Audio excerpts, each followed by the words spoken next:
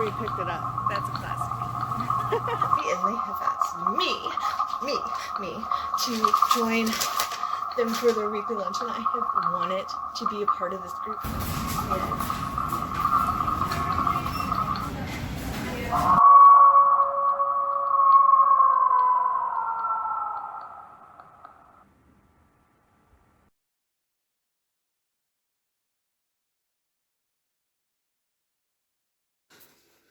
As good as it's gonna get. Alright. Hello, my spec guns. It is I, Out of Blood, the ghoul next door, and The Huntress Lumina Shade. And today would be Thursday, March the 5th, 2020, and we just saw Star Trek Picard episode 7. Yes. 3 more to go. Sadly. Yes. I don't know what we're going to do when the season's over. I guess we're going to... Oh, we got our little skits and some cooking videos and stuff. Oh, we'll figure it. We'll be able to find stuff to ramble about and flesh out till next season. Yep. So, okay, what happened in this one? Okay, well, the one thing I noticed was that it was more touchy-feely than the other episodes. There wasn't a lot of fighting. There was brief scenes where the cyborgs, the reclaimed cyborgs, were being killed Butchered, for answers by the Tal Shiar. Yeah. Okay, so in this one, we left off at the end of last episode where Picard and the girl, they went through a portal. So in this one, they land on a planet that, I know they said the name of the planet, and I just want to call it Neptune, but it's Nepthane? Nep something. Yeah. And they went to go see Riker and Deanna. And their daughter. So they're on this kind of wilderness planet. Woodsy, because they live in a log cabin, and it's very on a lake and... homesteady, and and they go there for help. Nothing really happens with them. They're just kind of hiding out, and the girl kind of gets a little bit of a history lesson about Data and that. Yeah. And she tries to figure out if she can trust them. It's Picard mostly, but everybody in general, because she was just her life was ripped apart. Oh yeah. And then on the cube ship, our ninja guy, he survived, and he says he's staying there. He wasn't gonna go back with the ship or the crew. He said he was staying there because he was needed, and that's when the ex-Borg, the deborged people got boom, boom, boom. And he tries to help the lead one, who ends up getting killed. And he is still there. Yes, our ninja is still on the Borg cube, kind of hiding under a desk, literally. I think that's going to come in next episode, where he helps the other... whoever's left on the thing. And then back on the ship, the Alison Pill character, the professor, we learned that she was kind of given an ultimatum before she even left Earth. They put a tracker in her. I say it was a Romulan, but it was supposed to be a Vulcan. It appears to be a Vulcan. Because it did the mind meld. They put a tracker in her. They put a tracker in her, and showed her this vision of death and destruction, like a planet blowing up and a multiverse blowing up, basically. And kind of put the fear of the gods in her. And then the pilot figures out that they're being tracked, because every time they disappear, the Tal Shiar, he calls it a shadow. Would appear. So, I think he did think it was Raffi at first. Yes, he makes a comment about it being Raffi, and she's like, no, don't blame Raffi. Yeah, and then she kills herself. Well, she doesn't kill herself. She ends up in a coma. Yeah. But tries to kill herself. There's a lot of vomiting in this one. Yeah. And foaming at the mouth. There's a lot of vomiting in this episode.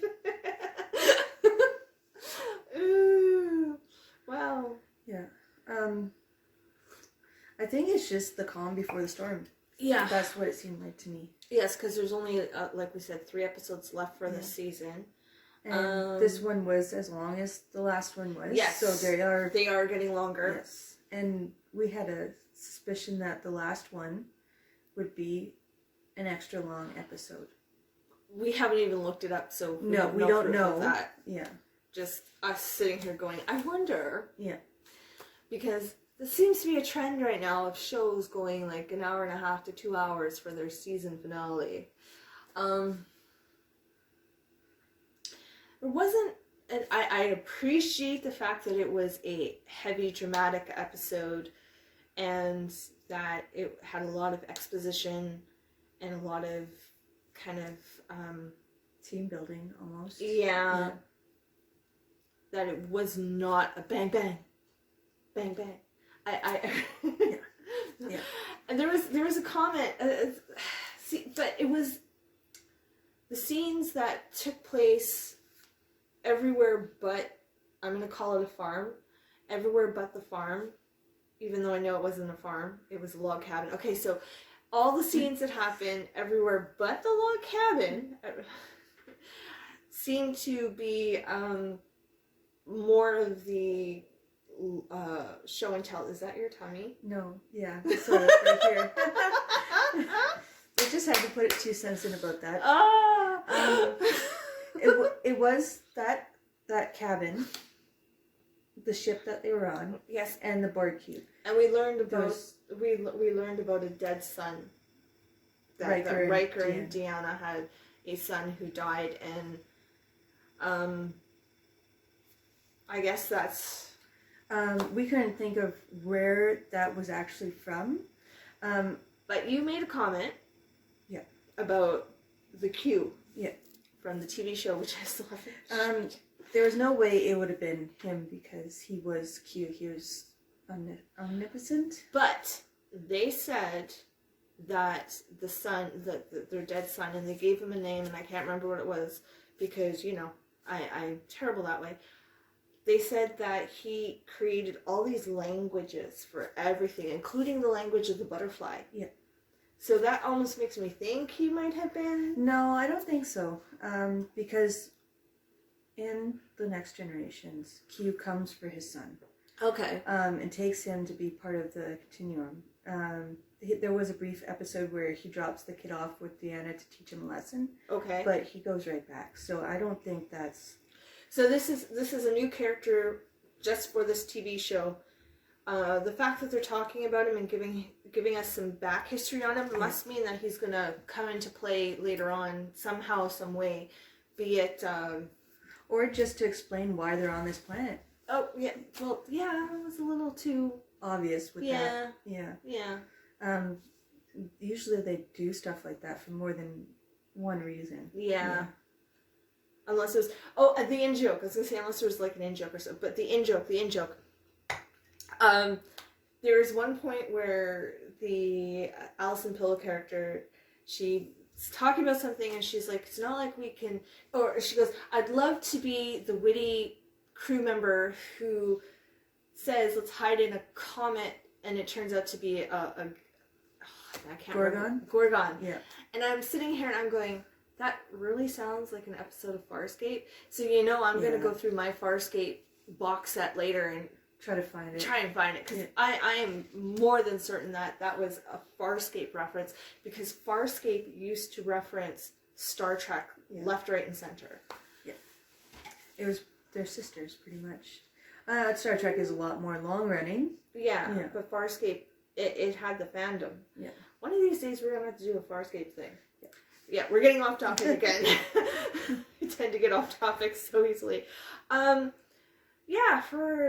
like we said last time, for a longer episode, there wasn't a whole lot, but there was a whole lot because you had 3 different distinct chapters happening in this one episode. Yeah. I think it's just to get us ready for the battle. Yeah. And our Frankenstein, Dr. Frankenstein there, and again I say this every time we do a review. I know that's not the character's name, but the actor played Frankenstein on the Penny Dreadfuls, and that's how he is in my brain. So, Dr. Frankenstein, he got in a spaceship and he left. He's the one following them, the Shadow. Oh, is he the one? That's why they released the ship. Oh, see, I blinked and I missed. Yeah, he's the one tracking them. I blinked and I missed. Okay. Well, at least there's two of us watching. Yeah, well, if it was just me, I'd be rewinding, and catching things.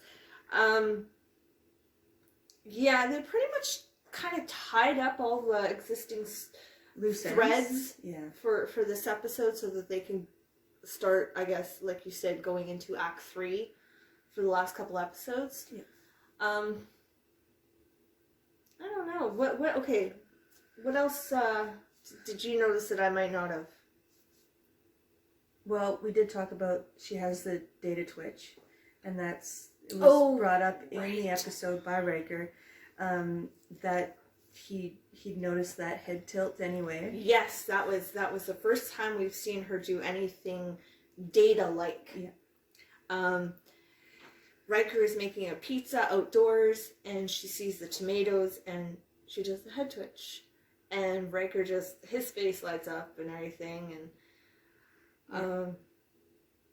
that was the first time in so far this season where she's done anything that is clearly android.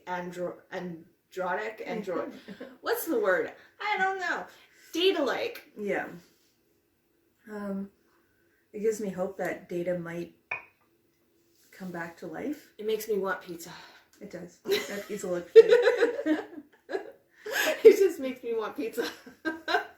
Yes, because they made a point of talking about, coming back to the planet part, they went to the planet, he's making the pizza, and he's talking about the basil, and he says it grows wild here like crazy. That was the reason they came to the planet, was because of the soil's rejuvenative properties, because their son was sick. So I think the soil, I think that the planet is being set up. The planet is being set up.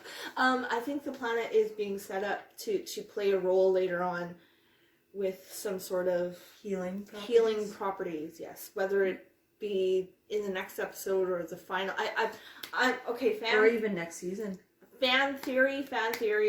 I'm stating on record that the last 20 minutes of the final episode of the season will come back to the planet and they'll play with the soil. They'll bury somebody and they'll come back vampire style or something. I don't know. Because everything does seem to come back and play a part somewhere. Yeah, not necessarily in the next 10 minutes, but down the season. Yeah.